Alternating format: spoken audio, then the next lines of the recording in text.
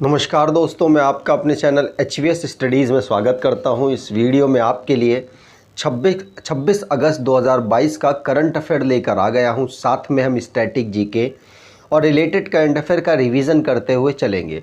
अगर आप इस चैनल पर पहली बार आए हो तो चैनल को सब्सक्राइब कर लीजिएगा। वीडियो अच्छी लगे तो वीडियो लाइक करके ज़रूर जाइएगा। लास्ट में आपके लिए क्विज़ रखा है, उस क्विज़ को ज़रूर सॉल्व कीजिएगा। चलिए बात करते हैं लास्ट डे के क्विज़ की।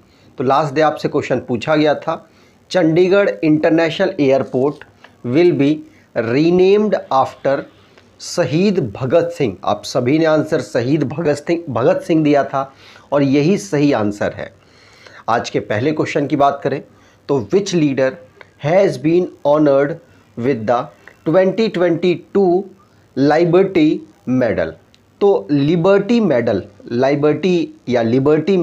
2022 किस नेता को दिया जाएगा, आपको ध्यान रखना है। इनका नाम है, ये यूनेस्को के प्रेसिडेंट हैं, व्लादिमीर ज़ेलेंस्की इनका नाम है। आपको बता दूं, इन्होंने जब से रशिया का इन्वेज़न हुआ है, बहुत मीडिया में खबरें चल रही थी कि भाग गए हैं, भाग जाएंगे, लेकिन इन्होंने डट कर सामना किया और एक हीरोइक पर्सनैलिटी अपनी दिखाई है इन्होंने। याद रखिएगा, इनको लिबर्टी मेडल से सम्मानित किया जाएगा नेशनल कॉन्स्टिट्यूशन सेंटर के द्वारा। व्लादिमीर ज़ेलेंस्की इनका नाम है, ये प्रेसिडेंट है यूक्रेन के। अब अवार्ड से रिलेटेड जो क्वेश्चंस बने हैं रिसेंटली में, उनको रिवाइज कर लेते हैं। जैसे कि पहला क्वेश्चन पढ़ लिया। दूसरा है, सीनियर कांग्रेस लीडर है शशि थरूर, इनको फ्रांस के द्वारा हाईएस्ट सिविलियन अवार्ड दिया गया। प्रोफेसर रामाधर सिंह पहले इंडियन सोशल साइकोलॉजिस्ट बने हैं, जिनको US heritage wall of fame में शामिल किया गया। इंडियन और American Arya Walvekar miss India USA 2022 का खिताब जीती हैं। अगला क्वेश्चन है, दलाई लामा लद्दाख के हाईएस्ट सिविलियन अवार्ड प्राप्त करता है। लंगत सिंह कॉलेज बिहार में ये उपस्थित है, जिसकी एस्ट्रोनॉमी लैब को यूनेस्को हेरिटेज लिस्ट में इंक्लूड किया गया। तमिलनाडु की पुलिस को प्रेसिडेंशियल कलर अवार्ड से सम्मानित किया M वेंकैया नायडू ने, जो कि 13th नंबर के हमारे वाइस प्रेसिडेंट थे। बोरिस जॉनसन ने चर्चिल लीडरशिप अवार्ड दिया यूक्रेन के प्रेसिडेंट को, याद रखना है। कौशिक राजशेखरा को ग्लोबल एनर्जी प्राइज से सम्मानित किया गया। KP कुमारन को JC डैनियल अवार्ड से सम्मानित किया गया। अगले क्वेश्चन की बात करें, 23rd central zonal council meeting president by Amit Shah ji के द्वारा अध्यक्षता की गई केंद्रीय क्षेत्रीय परिषद की। पूछा जाता है, हमारे होम मिनिस्टर जी के द्वारा इसकी जो अध्यक्षता है वो की जाती है और अमित शाह जी के द्वारा इसकी अध्यक्षता की गई। तो किस सिटी में इसको ऑर्गेनाइज कराया गया, ये आपसे पूछा जा रहा है। तो इंटर स्टेट काउंसिल सेक्रेटरीट ये कहाँ पर ऑर्गेनाइज कराया गया, तो आंसर होगा ये भोपाल, मध्य प्रदेश की कैपिटल भोपाल है, वहाँ पर इसको ऑर्गेनाइज कराया गया। याद रखिएगा, पूछा जा सकता है। तो 23rd central zonal council meeting Bhopal में ऑर्गेनाइज कराई गई। अलग अलग स्टेट्स के चीफ मिनिस्टर्स यहाँ पर अवेलेबल थे, जैसे कि मध्य प्रदेश, उत्तराखंड, उत्तर प्रदेश, छत्तीसगढ़।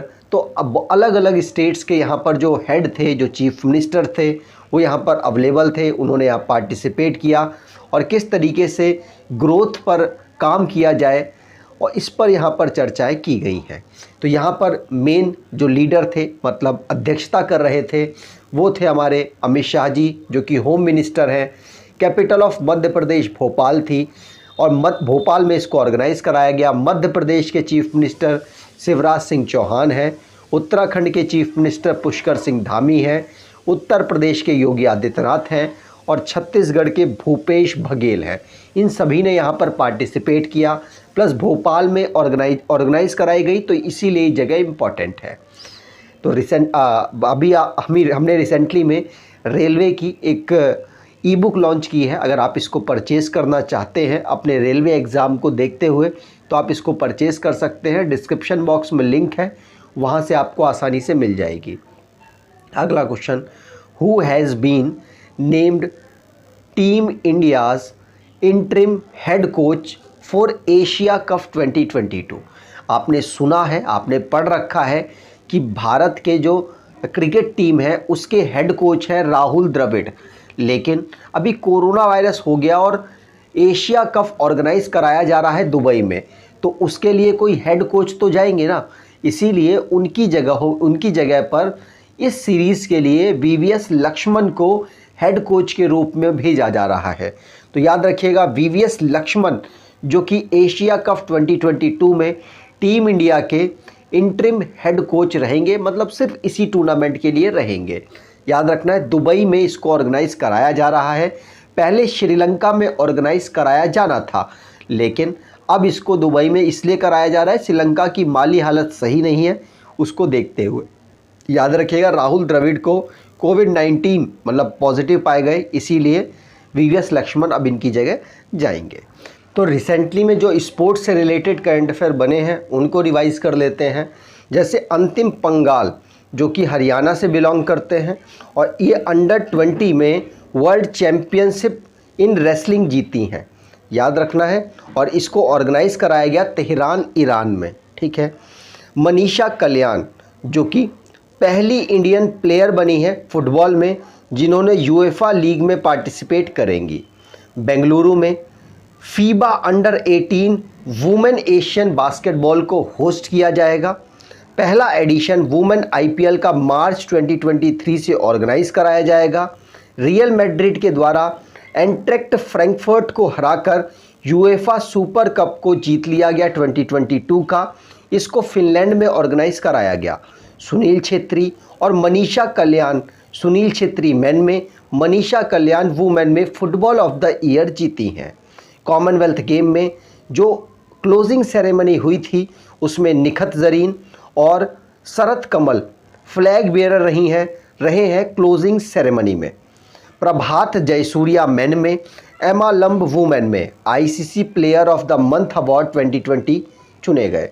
2026 में चेस ओलंपियाड ऑर्गेनाइज कराया जाएगा उज्बेकिस्तान में। याद रखिएगा, कॉमनवेल्थ गेम में भारत की जो क्रिकेट टीम है उसने सिल्वर मेडल प्राप्त किया है, ऑस्ट्रेलिया यहाँ पर गोल्ड मेडल जीता है। आगे बात करें, अगला question, what is the theme of the world water week 2022?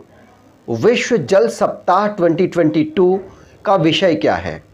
तो विश्व जल सप्ताह 2022 का विषय है, answer, seeing the unseen the value of water. Seeing the unseen the value of water इसकी विषय है। आपको बता दूं, इसको 23 अगस्त से लेकर सितंबर 1 तक इसको ऑब्जर्व किया जाएगा स्टॉकहोम इंटरनेशनल वाटर इंस्टीट्यूट के द्वारा, जिसमें वाटर से रिलेटेड जो चैलेंजेस हैं, वाटर से रिलेटेड जो भी अवेयरनेस है लोगों तक फैलानी है और ज़्यादा से ज़्यादा लोगों को इसमें पार्टिसिपेट करने के लिए प्रमोट करना है, मतलब उनको आगे लाना है। आपको बता दूं, वर्ल्ड वाटर डे हम कब ऑब्जर्व करते हैं? तो आंसर हो जाएगा, वर्ल्ड वाटर डे हम ऑब्जर्व करते हैं 22 अप्रैल को, याद रखिएगा। और इसकी थीम आपको ध्यान रखनी है वर्ल्ड वाटर वीक की, तो seeing the unseen the value of water. आगे बात करें, अगला question, which group targets 55.18% stake in NDTV? किस समूह ने एनडीटीवी में 55.18% हिस्सेदारी का लक्ष्य रखा है? तो आपको बता दूं, अडानी ग्रुप, आपको पता है अडानी ग्रुप अलग अलग फील्ड में पार्टिसिपेट कर रहा है, उसमें इन्वॉल्व हो रहा है, मीडिया क्षेत्र में भी ऑलरेडी वो इन्वॉल्व है, लेकिन एनडीटीवी कहीं ना कहीं बड़ा मीडिया समूह है और कहीं ना कहीं सपोर्ट करता है विपक्षी को, तो इसीलिए इस टीवी को इस पर जो अपना स्टेक है वो अडानी चाहते हैं कि 55.18% इनको मिल जाए। तो मिल ही जाएगा, कोई इतनी बड़ी बात है नहीं, देखते हैं क्या होगा। तो आपको ध्यान रखना है गौतम अडानी, जो अडानी ग्रुप के फाउंडर हैं, वो 55.18% न्यू दिल्ली टेलीविज़न NDTV में अपना स्टेक चाहते हैं। NDTV को फाउंड किया गया प्रणय रॉय और राधिका रॉय के द्वारा। फाउंड किया गया था 1988 में, नई दिल्ली इसका हेडक्वार्टर है। आगे बात करें, अगला question, who's named as secretary to president Draupadi Murmu. Draupadi Murmu के सेक्रेटरी के रूप में किनको अपॉइंट किया गया, सचिव के रूप में किनको अपॉइंट किया गया? तो आंसर यहाँ पर होगा राजेश वर्मा को। उड़ीसा से ही बिलोंग करते हैं, याद रखिएगा, और कपिल देव त्रिपाठी की जगह ये लेंगे। तो प्रेसिडेंट के जो इस पहले सेक्रेटरी थे वो कपिल देव त्रिपाठी थे। अब कौन बन गए हैं नए? तो इनका नाम है राजेश वर्मा। नाम याद रखिएगा, राजेश वर्मा उड़ीसा से बिलोंग करते हैं। और द्रौपदी मुर्मू जो कि हमारी 15th नंबर की प्रेसिडेंट बनी है, सेकंड महिला प्रेसिडेंट बनी है, इनके सेक्रेटरी के रूप में अब ये अपॉइंट किए गए। कपिल देव त्रिपाठी की जगह ये लेने वाले हैं। तो रिसेंटली में अलग अलग डिपार्टमेंट्स में जो सेक्रेटरी हैं उनके बारे में जान लेते हैं। जैसे प्राइवेट सेक्रेटरी टू PM, प्रधानमंत्री जी के प्राइवेट सेक्रेटरी के रूप में विवेक कुमार काम कर रहे हैं। फॉरेन सेक्रेटरी के रूप में विनय मोहन क्वात्रा जी काम कर रहे हैं। प्रधानमंत्री के एडवाइज़र के रूप में तरुण कपूर काम कर रहे हैं। फाइनेंस सेक्रेटरी के रूप में TV Somnath, revenue secretary Tarun Bajaj, economic affair secretary Ajay Seth, cabinet secretary Rajiv Gauba और expenditure secretary TV Somanathan ji काम कर रहे हैं। आगे बात करें, अगला question, India's first composite shooting range has been inaugurated at. तो भारत की पहली समग्र शूटिंग रेंज का उद्घाटन कहाँ कराया गया? तो किस रेंज में, किस मतलब क्या, अभी आप आंसर बताएंगे तो आपको पता चलेगा। आंसर होगा INS कर्मा। INS करना में इसको ऑर्गेनाइज कराया गया। आपको बता दूं INS करना जो कि एक शिप वाहक है, एक इंडिया का शिप है, इंडियन नेवी का शिप है, वहाँ पर इसको मतलब खोला गया। इंडोर शूटिंग रेंज है और ये पहली कंपोजिट इंडोर शूटिंग रेंज होगी INS करना में। याद रखिएगा, पूछा जा सकता है।